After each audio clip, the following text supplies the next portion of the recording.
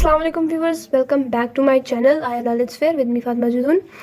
आज की वीडियो में हम डिस्कस करेंगे जी इंटरनेशनल पॉलिटिकल इकोनॉमी को कि ये बेसिकली क्या है।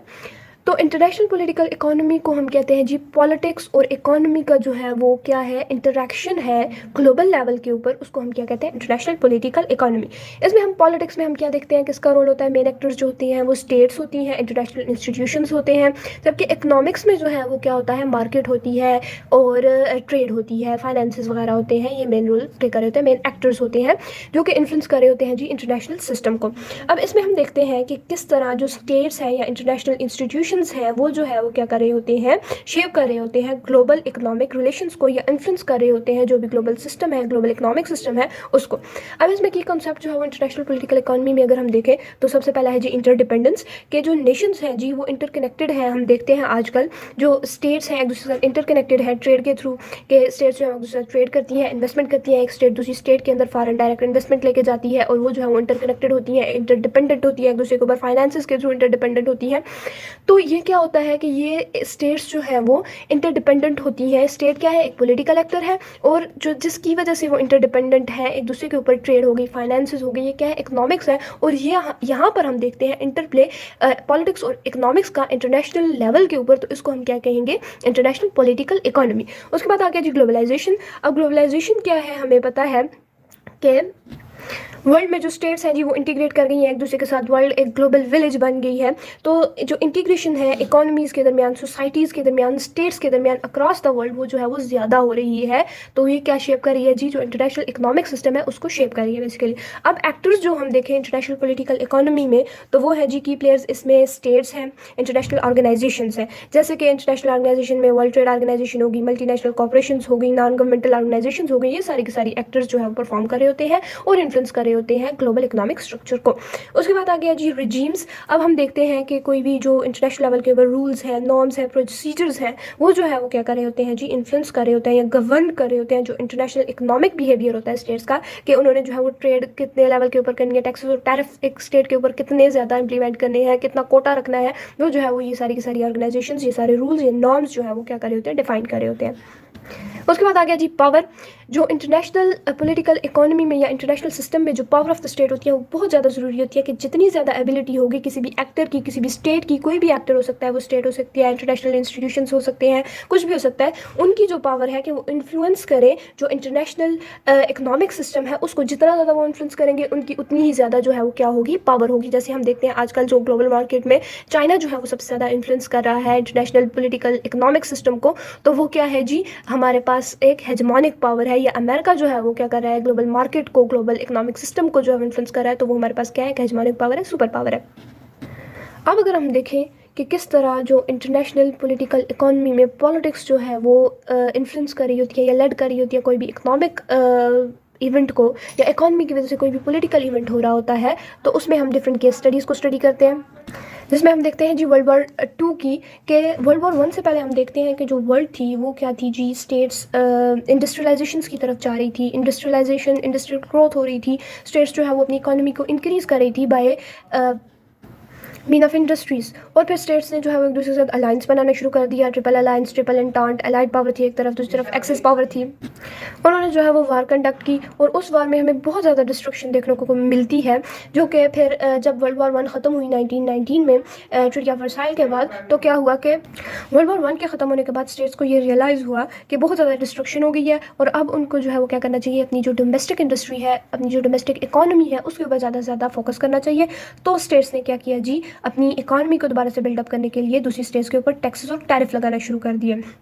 ताकि उनकी जो डोमेस्टिक ग्रोथ है उसको जो है वो ज़्यादा से ज़्यादा इंक्रीज़ किया जा सके, जो कि डिस्ट्रॉय हो गई थी उनकी इकोनॉमी वर्ल्ड वॉर 1 में। जैसे कि यूएस ने जो है वो टैरिफ लगाया जी यूरोप के ऊपर, और यूरोप ने टैरिफ लगाया एज यूएस के ऊपर, और फिर इसका नतीजा ये निकला कि जो वर्ल्ड ट्रेड थी, इंटरनेशनल ट्रेड थी, टैरिफ की वजह से वो क्या हो गई जी, स्लोज डाउन हो गई, कोई भी फ्री ट्रेड नहीं होती थी, और अनएम्प्लॉयमेंट बहुत ज़्यादा हो गई, जिसकी वजह से हम देखते हैं कि क्या हुआ, 1929 का ग्रेट डिप्रेशन हुआ। उसकी सबसे मेन जो रूट काज थी 1929 के डिप्रेशन की, वो था जी यूएस ने जो टैक्सेस और टैरिफ लगाए थे, या बाकी स्टेट्स ने जो टैक्सेस और टैरिफ लगाए थे यूएस के ऊपर, ये सबसे बड़ी मेन वजह थी। तो इसमें हम देखते हैं कि किस तरह एक जो टैरिफ है, एक पॉलिटिकल इवेंट है, वो जो है वो लेड कर रहा है जी किसको, एक इकोनॉमिक इवेंट को, सॉरी जो वर्ल्ड वॉर 1 है ये एक पॉलिटिकल इवेंट है जो कि लड़ कर रहा है जी इकोनॉमिक रिसेशन की तरफ।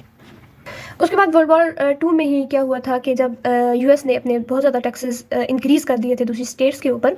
तो उसमें जापान भी था, उसने जापान के ऊपर भी अपने बहुत ज़्यादा टैक्सेस इंक्रीज़ किए, और जापान जो था वो सिल्क का एक्सपोर्टर था यूएस को, और बाकी सारी जो स्टेट्स थी वो उसकी सिल्क की जो इंडस्ट्री थी वो सबसे ज़्यादा थी। अब यूएस के जो टैक्सेस और टैरिफ थे उसकी वजह से क्या हुआ कि जो इसकी जो सिल्क की इम्पोर्ट्स थी वो बंद हो गई यूएस की तरफ, और जो क्या हुआ था जी, जापान में बहुत ज़्यादा फ्रस्ट्रेशन लोगों में आ गई कि उसकी वजह से जो है वो क्या हुआ, उनकी जो मार्केट थी वो ख़त्म हो गई, इकोनॉमिक मार्केट। तो उन्होंने जो है वो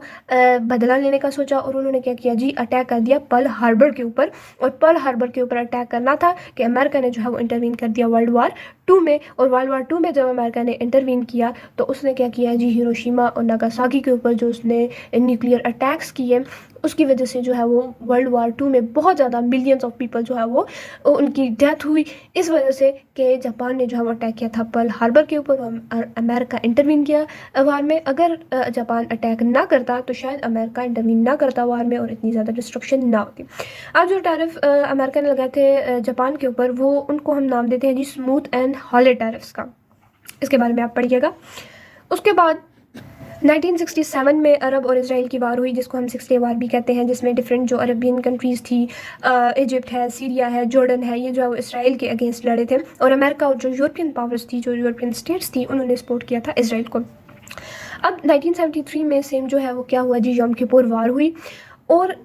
क्या हुआ कि ये भी अरब जो कंट्रीज़ थी उनके दरमियान और इसराइल के दरमियान हुई, और अगेन जो अमेरिका था और जो यूरोपियन स्टेट्स थी उन्होंने सपोर्ट किया इसराइल को। लेकिन जब मुसलमानों ने ये देखा, जो मुस्लिम स्टेट्स थी उन्होंने ये देखा कि इसराइल जो है वो हमेशा यूएस सपोर्ट करता है, और हमेशा यूएस की सपोर्ट की वजह से वो जीत जाता है मुस्लिम कंट्रीज से, तो उन्होंने जो है वो एक ओपेक का समिट बुलाया, जो कि organisation of petroleum exporting countries थी, उनका समिट बुलाया, और उन्होंने ये डिसाइड किया कि हम जो है वो अपना जो तेल है वेस्टर्न कंट्रीज़ को, वेस्टर्न स्टेट्स को वो एक्सपोर्ट करना बंद कर देंगे, जिसकी वजह से 1973 का ऑयल एम्बार्गो भी आया। फिर वेस्टर्न जो स्टेट्स थी उनकी जो इकोनॉमीज़ तो वो डिटोरिएट होना शुरू हो गई, तो उन्होंने क्या कहा कि हम जो है वो आज के बाद इसराइल को सपोर्ट नहीं करेंगे, ऑयल एम्बार्गो को ख़त्म किया जाए। इस तरह यहाँ पर हम देखते हैं कि जो एक पॉलिटिकल जो एक इवेंट था, जो वार थी दो स्टेट्स के दरमियान, अरब स्टेट और इसराइल के दरमियान, वो जो है वो लेड करती है ऑयल एम्बार्गो की तरफ, एक इकोनॉमिक डिसीजन की तरफ, मजबूर करती है स्टेट्स को कि वो एक इकोनॉमिक डिसीजन ले और कंपेल करें दूसरी स्टेट्स को कि वो जो है वो उनकी बात माने।